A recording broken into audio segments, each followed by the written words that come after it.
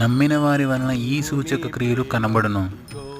ఏవనగా నా నామమున దయ్యములను వెలగొట్టుదురు, క్రొత్త భాషలు మాట్లాడుదురు, పాములను ఎత్తి పట్టుకొందురు, మరణకరమైనదేది త్రాగినను అది వారికి హాని చేయదు. రోగుల మీద చేతులుంచినప్పుడు వారు స్వస్థత నొందుదురని వారితో చెప్పెను. మార్కు సువార్త 16వ అధ్యాయము 17 నుండి 18 వచనములు. కేవలము నమ్ముకొనినా పరలోక జీవంబు మనకబ్బును, పరలోక జీవంబు మనకబ్బును.